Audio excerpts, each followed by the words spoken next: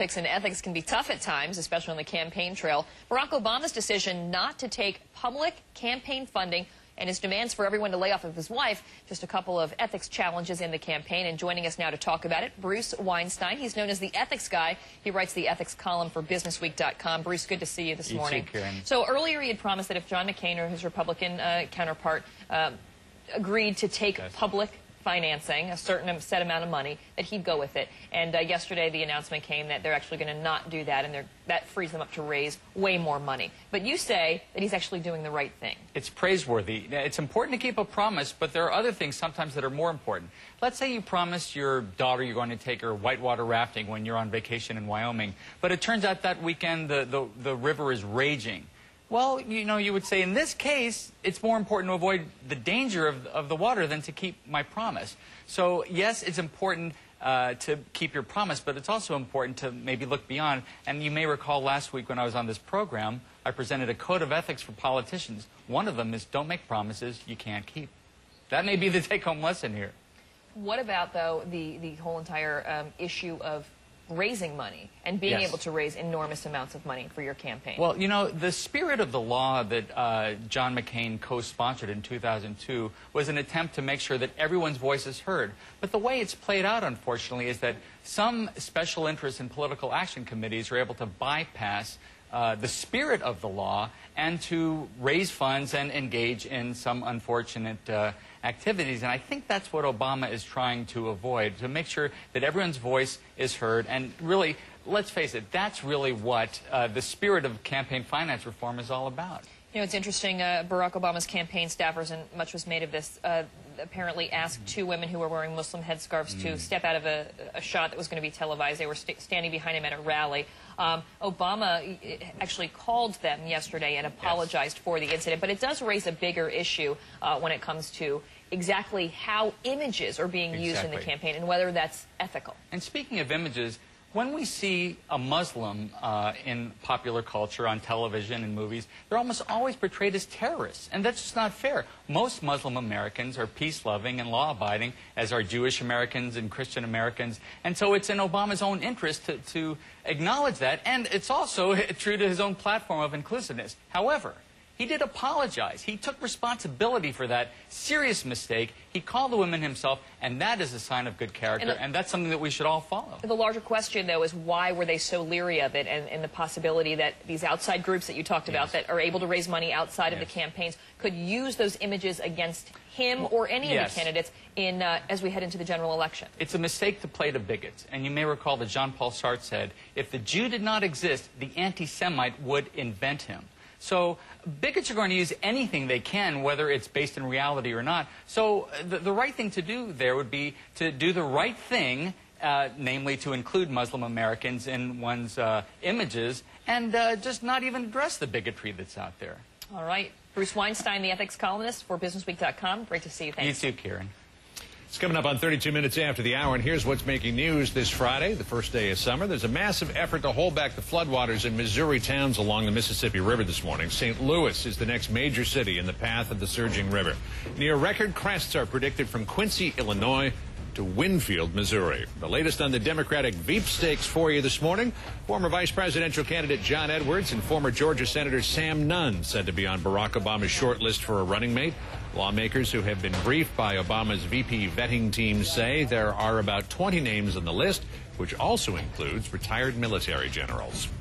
Mortgage meltdown busts. Federal agents arresting two ex-Bear Stearns fund managers. The feds say they both knew about problems and tried to cover them up, costing investors more than $1 billion. CNN's Mary Snow has got the details this morning.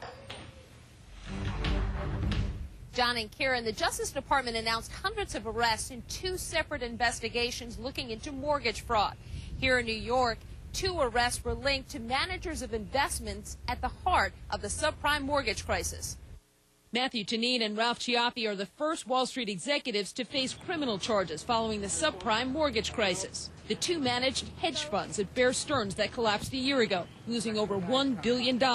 They lied in a futile hope that the funds would turn around and that their incomes and reputations would remain intact. Prosecutors say emails prove their claims. In the indictment, one of the defendants is alleged to have written an email to his colleague on April 22, 2007, saying, the subprime market looks pretty damn ugly, adding that if the latest guidance was true, the entire subprime market is toast. But according to prosecutors, 3 days later, the defendant told investors there's no basis for thinking this is one big disaster.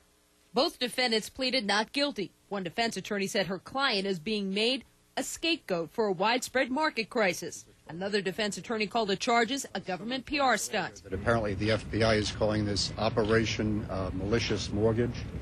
Someone else told me perhaps this ought to be called Operation Malicious Prosecution. But one former prosecutor compares the cases to corporate fraud cases like Enron and WorldCom. I think these arrests potentially are very significant.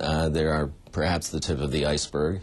They put a face on the government's investigation, and they obviously could lead to more people in the chain being indicted. Part of the government investigation took a separate turn in Washington. The Justice Department and the FBI announced more than 400 people were charged, real estate and mortgage brokers and others. Officials say it's all part of a widespread effort to crack down on mortgage fraud. Bear Stearns case is just one example of how this is a complex area that all can fairly be included under the idea of mortgage fraud. Attorney Stephen Caruso is now fighting in court to get some of that money back for investors suing Bear Stearns. It's very hard to tell at this point. I really can't give you an estimate, but certainly whatever we're able to recover is better than nothing. Former prosecutors say it's very difficult to get money back in fraud cases like these. As for the defendants, if convicted, they face up to 20 years in prison. John and Kieran? Mary Snow for us this morning on that important story. Mary, thanks. Meanwhile, Alina Cho's here now with some other stories new this morning. Hey there, guys. Good morning. Good morning, everybody. And new this morning, the Taliban is claiming responsibility for a suicide bomb attack.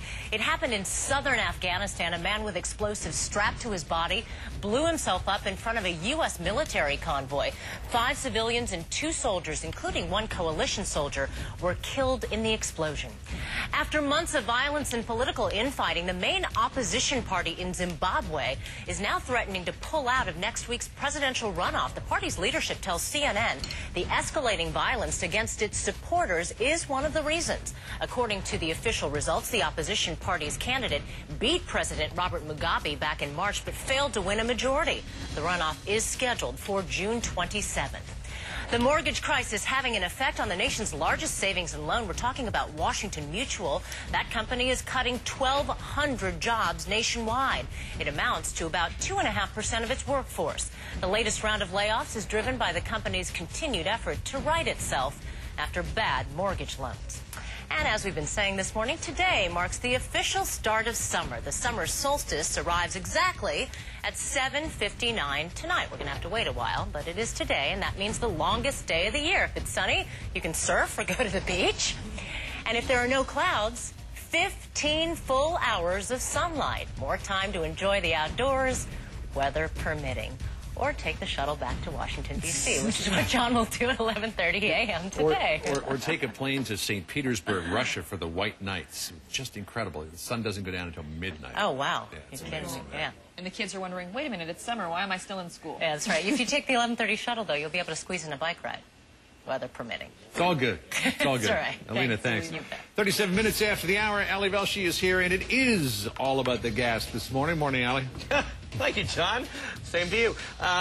In fact, if you're taking shuttles to anywhere, one of the things you might want to consider if you're an airline passenger, there are some changes to Continental and United that are going to affect the way you fly, your memberships and their frequent flyers, and maybe the price you pay. I'll have that when we come back. You're watching American Morning. Stay right with us.